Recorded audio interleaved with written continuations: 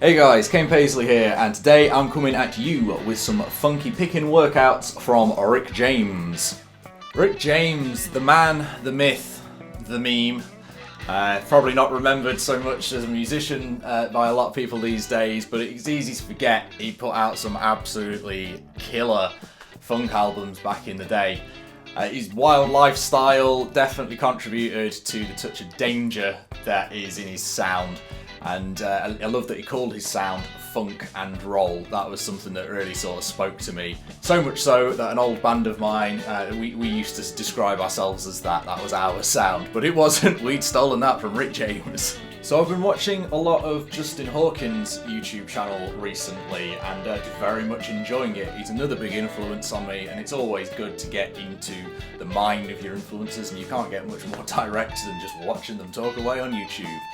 And I was very excited to see him talking about Rick James, in particular the album Street Songs. Absolute funk masterpiece.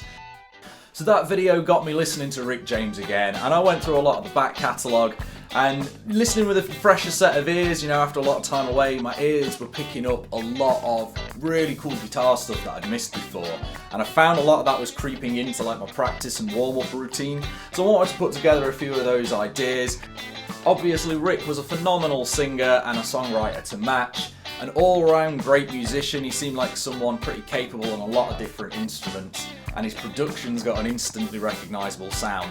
But actually, the guitarist on a lot of these records was Tom McDermott, who was from the original Stone City Band. I'm going to be focusing mostly on the rhythm side of his playing today, but go check out some of those albums. He laid down some absolutely amazing solos throughout his tenure with them.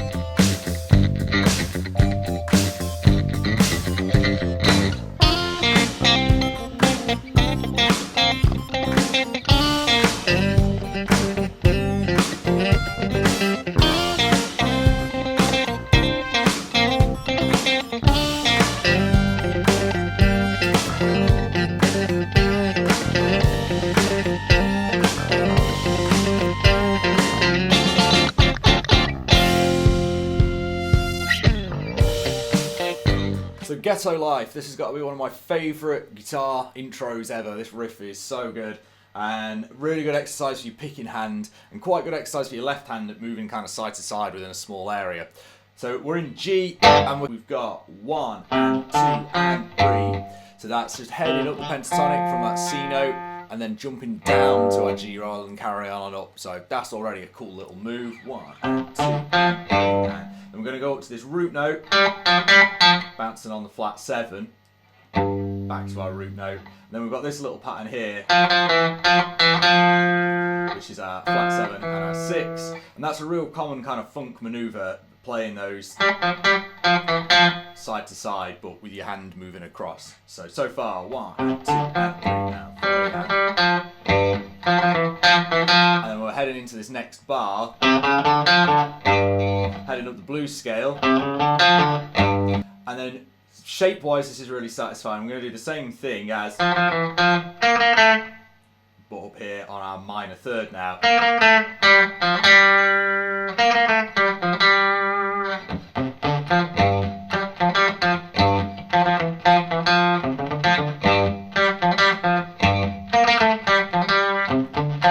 So this verse riff in Ghetto Life, this is a really sort of useful run to get used to as well. A great little way of adding some momentum on it, basically around a single note.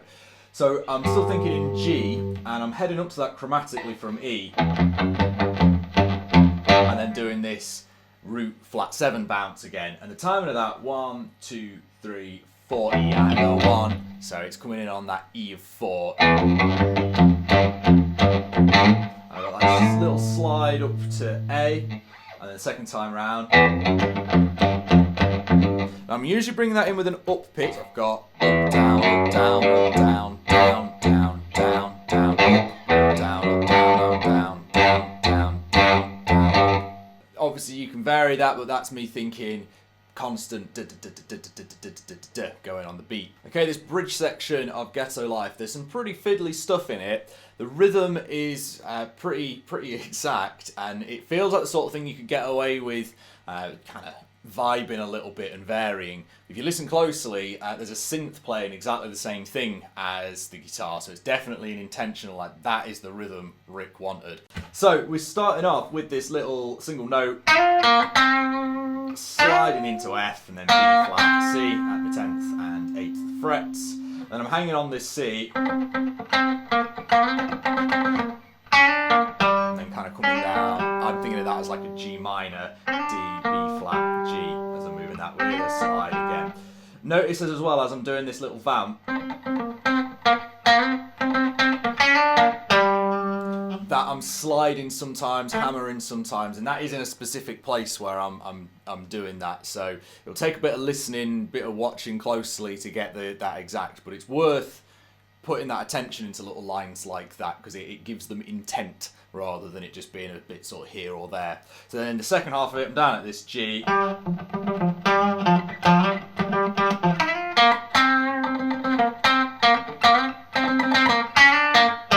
this is awesome. We stay on the G and the rhythm changes up slightly. I like that it goes to this double F. That's really like building. And that slide again.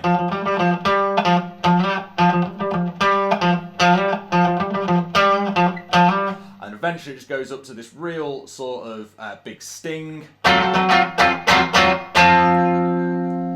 I'm playing that as, we could look at this as a few different things. I'm kind of looking at it almost like a Hendrix chord sound on D, going to an F, but I'm playing it side by side.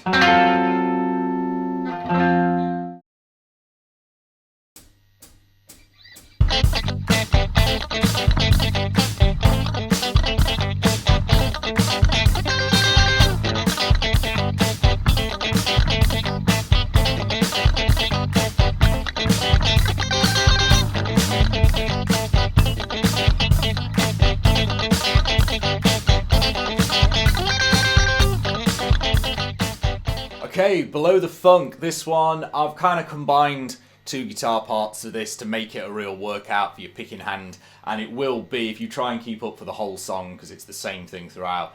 It's really going to work your right arm. And what we've got, so we're in A minor, well, A Dorian sort of sound, and I'm alternating between some minor thirds here. So I've got A minor, A and C, and then I've got G and B. And the way I kind of think of that, and a way of practicing that, because it's quite fiddly to change between those really quickly. You notice my first finger's just moving side to side, and these fingers are staying put. I'm thinking in like a finger of fret sort of movement. So I'm going back and just swapping that third finger. So what I'd do to practice that at first, it won't sound nice. I'd get the rhythm just moving that finger, and then I'd add the sideways movement as well. Suddenly it sounds a little bit more cohesive. And so the rhythm of that, it comes in on that of 4, 1, 2, 3, 4 E and 1 E and 2 and 3 E and 4 and 1 E and 2 and 3 E and 4 E and. It's a real tough one, to especially get at that speed jumping between those. So that's a really good exercise. And then basically every fourth bar, I'm adding this little minor 7 sort of phrase going on. I'm thinking A minor 7 up here. This is 12th, 13th and 15th fret on my top 3 strings. And then straight back into that.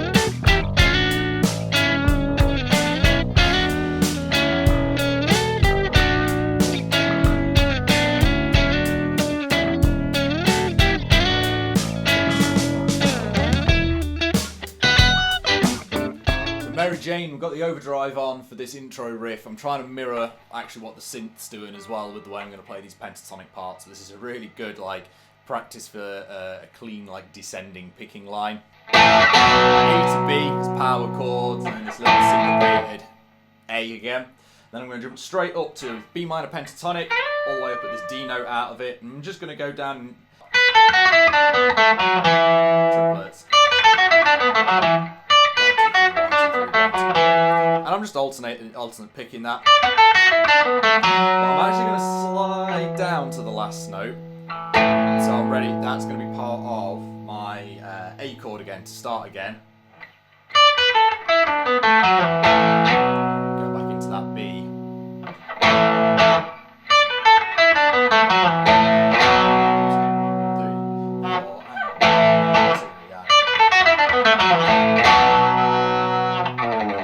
So into our main verse section of Mary Jane, I've cleaned up now.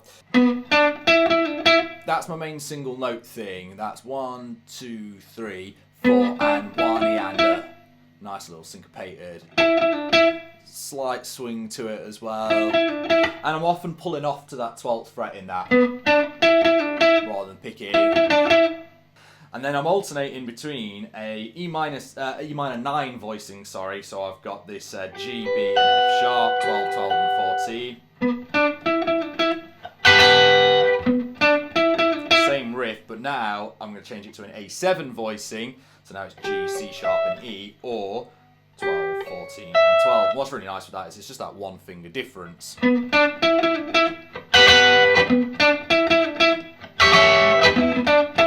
And then this sort of interlude section of Mary Jane. This is a really nice one, moving thirds around again. I'm doing this on the 4th and 3rd string. And I'm going to name the notes from the lower note. So I'm going to call this like a D major 3rd, and then a C sharp minor 3rd.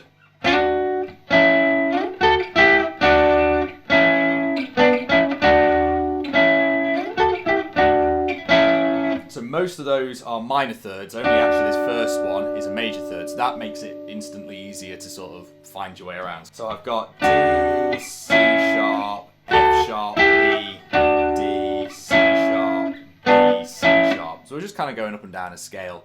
And whenever you've got a melody that's doing that sort of thing of moving in intervals, try playing it without the intervals first, just play it as a single note.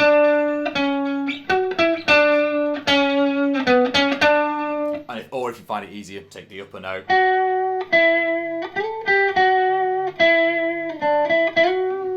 that's really good for picturing your scales in different sorts of ways as well. Experiment with your fretting as well. I'd always do my minor 3rds with fingers 1 and 3, and I'd alternate between fingers 2 and 3 or 1 and 2 for the major 3rd.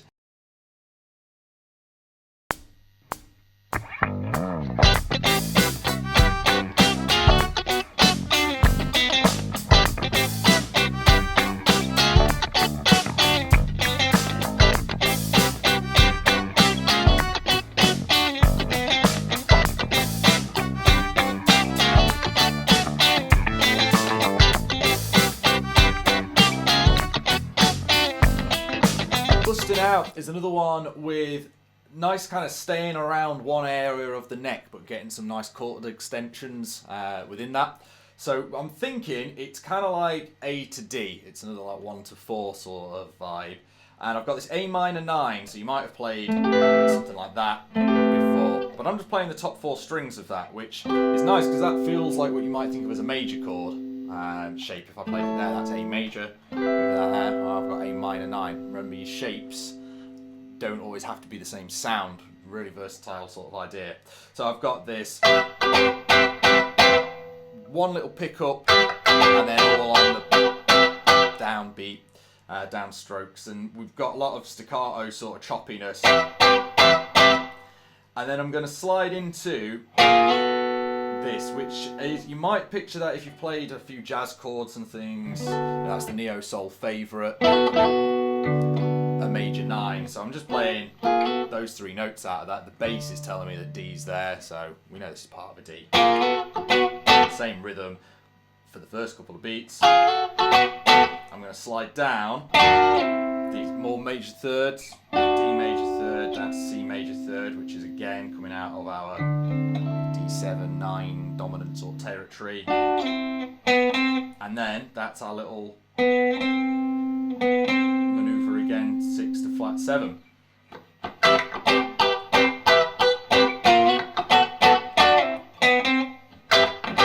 There's quite a lot of different movements there. One little area of the neck, but you've got to zigzag around quite a bit.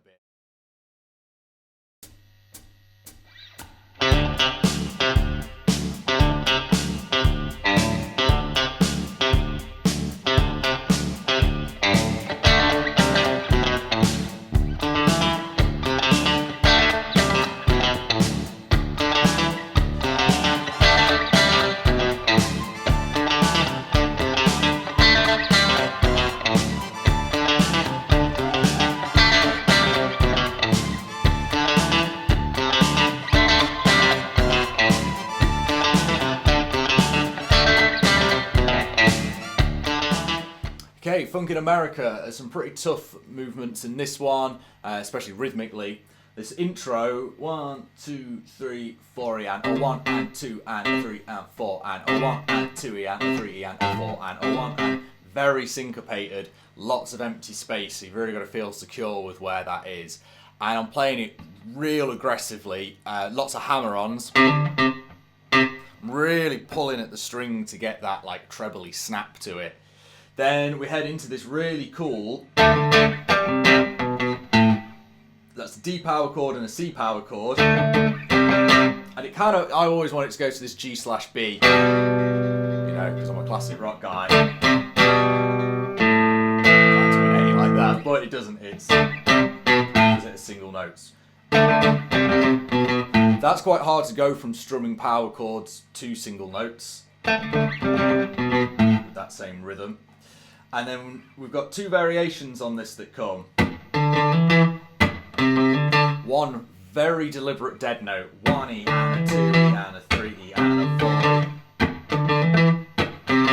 And that's, I'm kind of going pick, pick, hammer, pick, pick, pick, hammer, pick. And the variation on that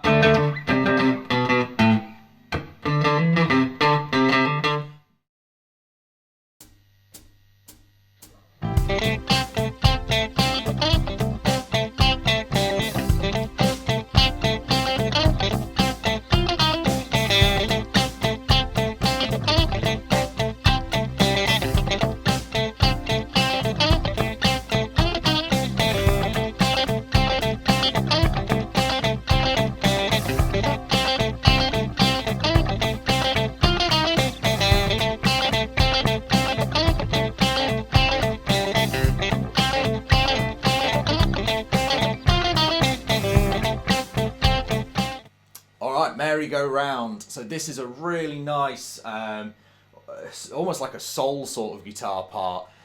C major sort of idea. So I'm thinking, there's my sort of area that I'm picturing my notes for the most part. It comes in on this 1 E and 2 to more syncopation with 16ths again. So I'm heading up 5 and 7, G to A to my C. So that, quick little slide up to that E there. And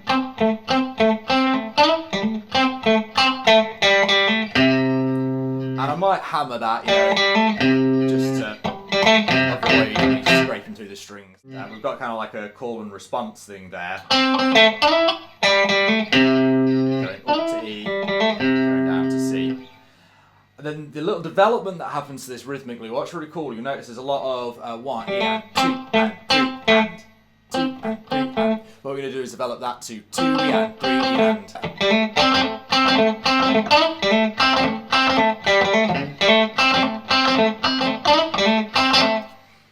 And that just gives it a little bit of excitement. So again, it's choosing to add those notes in and making it a deliberate thing rather than it just being, oh, I'm chopping away. So it's very deliberate. And the little turnaroundy sort of fill that we've got, it's just a really nice way of getting from our, still thinking in C, got C major there, and we've probably already done this minor major sort of blues idea. Just a nice little variation on that and a good way of getting between those two places of the neck. Thanks for checking out this video. If you've enjoyed it, please make sure you hit like and subscribe and the little bell icon so you get notifications whenever I put out future videos. You can follow me on social media where you'll be able to keep up to date with whatever musical business I'm getting up to, and also consider checking out my Patreon page where you'll be able to get access to things like the backing tracks I've been using, the tab and guitar profiles, and another video that goes a little bit more in depth into some of the technique and theory that I'm going into with all of this sort of stuff. You'll also be supporting me to keep making more videos. So thanks again for checking this out, and I will see you all again soon.